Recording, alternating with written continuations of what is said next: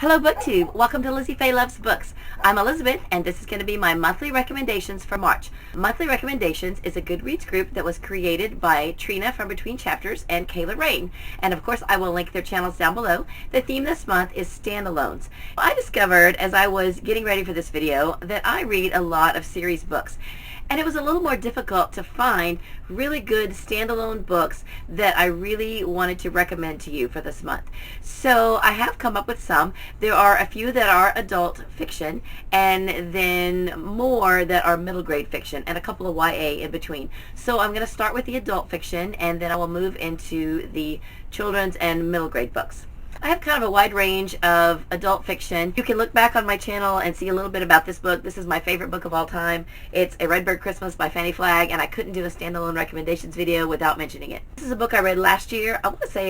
I think I read this for the Ultimate Reading Challenge last year.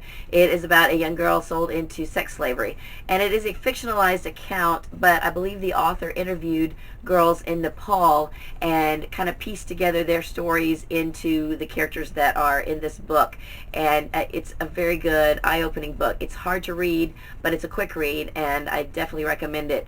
Here's my old beat-up copy of The Handmaid's Tale. This is an amazing book. It's been years since I've read it, but I love it, and I definitely recommend it. It's like the classic dystopian story, and it's just a fabulous book. And this is a newer book, very underhyped. This was written by a friend of mine, Jack Castle. I have a full review of this book on my channel.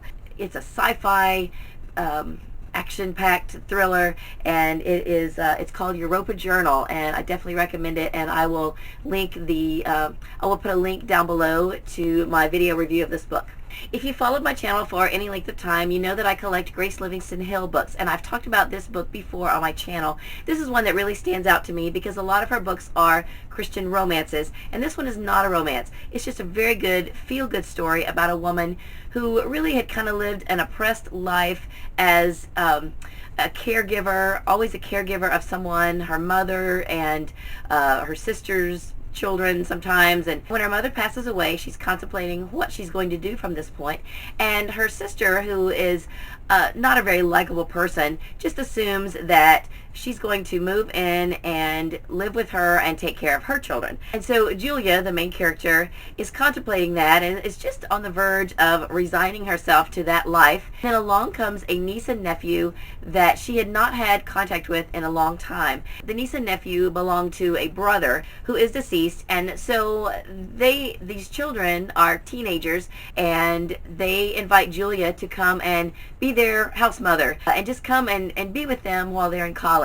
So she does, much to the chagrin of her sister, who is really wanting a live-in babysitter for her children. And it's just a really sweet story about Julia having a whole new life with these youngsters, and they have never had a Christian influence. So she kind of, teaches them a little bit about her beliefs, and then they teach her how to love life, and they lift a lot of the burdens off of her that she has had up to this point. So it's just really a sweet story, and I definitely recommend it. A few other adult books that I don't own, but I definitely want to mention. The Help by Catherine Stockett. I love that book. It's fabulous. If you've never read it, you definitely need to get that. It's amazing. And I listened to it on audio, and I thought the audio was great. Gilead by Marilyn Robinson. It's a Pulitzer Prize winner. It's about a pastor at the end of his life. He is writing a letter to his young son because he knows that he will not be alive to teach him a lot of the things that he wants to teach him and tell him. And it's beautiful. Sarah's Key. I have not talked about this book on my channel. I read it for book club a couple of years ago. It's kind of told from two perspectives. It's told half the story is present day and half of the story is World War II, and so it's basically a Holocaust story, and it's wonderful. It is amazing. Another book, I don't know if it's really YA or adult, but Life of Pi by Jan Martel. It's been years since I read it, and I just loved it. It was amazing, so intense. Oh my goodness, it's just a fabulous book. Roots by Alex Haley. I have listened to the whole book on audio, and it's incredible. If you have not read Roots, really, what are you waiting for? It's amazing. It's just an amazing book, and it's heart-wrenching, but it's a must-read. I really think it is. It's just a must-read. I love it. Oh, and then I have a copy of this book somewhere. I just don't know where it is. But Where the Heart Is by Billy Letts. My mother actually knew the author. Billy Letts and my mother have both passed away now, but they were in the same writing group in Oklahoma.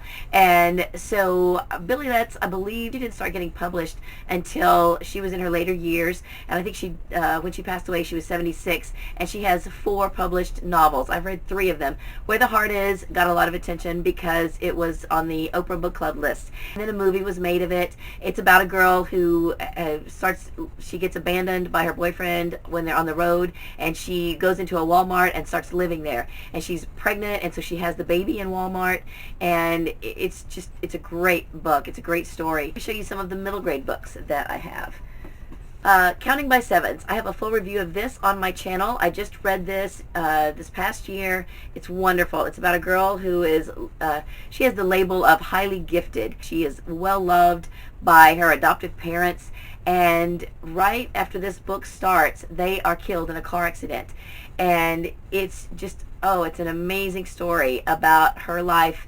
And it does go back and it gives a little bit of her story of her with her parents, and then the tragedy happens, and then it just goes on from there. It's beautiful. I just definitely recommend this book. Check out my review of it and check out this book. It's wonderful. And I believe there is a movie being made of it. This book I read quite a long time ago, and then I showed it to my daughter, and she has read it and loved it. This is by Margaret Peterson Haddix, called Running Out of Time, and I think that this may be an underhyped middle grade book. I haven't really heard any of the other middle grade booktubers talking about it, and I don't guess that I've really talked about it either, because it's been a long time since I read it. But it's kind of like, if you remember the movie The Village, this girl lives in Clifton, Indiana in 1840. Or so she thinks. It's actually like a theme park, and all the people who live there are kind of like in a Big Brother house where there's cameras everywhere, hidden cameras, and they don't know it. And school groups get paraded through all the time and watch them at school and watch them at work, and they just watch them living in this village, and it's like this big theme park. And so all of a sudden the kids start getting diphtheria. So her mother, now the adults obviously the adults that are here have made a choice to live that way, but the children have no idea. They think it's 1840. And so when kids start getting sick, this girl's mother pulls her aside, and she pulls out she has saved a couple of items of clothing from 1970, and she gives her a pair of jeans and a shirt, and she says, okay, you have to get out of here. There's a conspiracy going on. I don't know what's wrong, but they won't send us the medicine we need, and you need to sneak out of here. And she basically tells her that this is not really 1840. This is the 1990s, and you have to get out of here, and it's going to be dangerous. Somebody will try to kill you because there's something going on here, some kind of conspiracy. And so it's really, she's in danger, so she has to escape. It's really good. I can't recommend this enough for a middle grade book. It's just very good. A couple of other middle grade books that I definitely would recommend that I don't have, Matilda by Roald Dahl. I love that book. It's the perfect book. I just love it. Matilda is just such a great character, and if you've never read that book, it'll take you maybe an hour or two, and you definitely need to read it. It's really good. Of course, now this is March, and you may or may not know that I am co-hosting March Mystery Madness, so I couldn't do a video without recommending a mystery. Well, most mysteries are part of a series, but I do know of one. It's a middle grade mystery that I read last year, and I loved it. It's The Scandalous Sisterhood of Prickwillow Place, and it's by Julie Berry, and it's fabulous. Definitely, if you like mysteries, if you like middle grade book, it's wonderful. You have to get that and read it right now. It's adorable. So I just love it so much. I don't have my own copy, but if I ever find it at a book sale, I'm getting it because I love it. Now, the rest of the books that I'm going to recommend are Newbery winners. Most of them I have. There are a couple I don't have, so let me tell you about them. Now, if you enjoy Roots and you're interested in that type of story, there's a middle grade book that has kind of the same feel, and it's called The Slave Dancer, and it's a Newbery winner, and I can't remember now who the author author is, but I'll type that in right here. It is, it's about a white boy who was kidnapped. Someone saw him playing his flute or fife or something, and they kidnapped him and brought him on board a slave vessel so that he could play music to get the slaves to dance. They learned pretty quickly, I guess the slave traders learned pretty quickly that you could not keep the slaves just down in the compartment without moving them around all that time, because they would get too stiff and sore, and they would get sick. So they had to bring them up for a little bit of air and movement. So they forced this boy to play while they forced the slaves to dance or move around. And oh my goodness, it's just crazy. To think that stuff like that actually happened is just devastating. But it is really a must read. Like I said, it's a Newbery winner, and it's just great. I definitely recommend it. Another Newbery winner that I don't own a copy of, but I wish I did, is called The Bronze Bow, and I will type in the author's name down here. It takes place in Jerusalem at the time Jesus was on earth. I thought it was really good because I'll tell you, I learned more about what life was like in that time period than I ever have really from the Bible. I never really understood how the Jewish people were oppressed by the Romans. I didn't get that.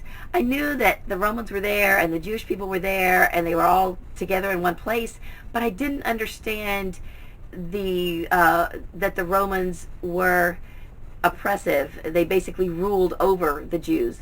And so this was just a really good book for understanding what life was like in that time frame, and it's called The Bronze Bow, and it was very good. Now the rest of these are Newbery winners, and I'm not going to say too much about them because at some point I'm going to be doing a series of videos about Newbery winners, but these are some of my favorite standalones. Some Newbery winners are part of a series, and so these are not necessarily my favorite Newbery winners, but these are the ones that are standalones that I have particularly enjoyed. So we have Bud Not Buddy by Christopher Paul Curtis, Johnny Tremaine by Esther Forbes, The Whipping Boy by Sid Fleischman. I love this so much. The One and Only Ivan by Catherine Applegate. This was one of my top 15 books for 2015. A Single Shard by Linda Sue Park. And Out of the Dust by Karen Hesse. I don't know if it's Hess or Hesse, but this is a particularly good book. I especially liked it because I'm from Oklahoma. And this is told from the perspective of a young girl who lived in Oklahoma during the Dust Bowl time of the 1930s, and it's all told in verse. And it's a very quick read, but very enjoyable. I really, really like this book. So those are my standalones that I am recommending to you. I know it's actually turned out to be a little bit longer list than I thought it was going to be because, like I said, I really read a lot of series books, and I would start to pull a book and I would think, oh no, that's part of a series, and so it was a little difficult. But I still, these are all fabulous books, and I hope that you will take a look at some of them. If you've read any of them, let me know. Let me know what you thought. And if there's some that look interesting and you think you want to read them soon, let me know too. So that's all I have for this video. I hope you're having a great day. Read a good book, and God bless you.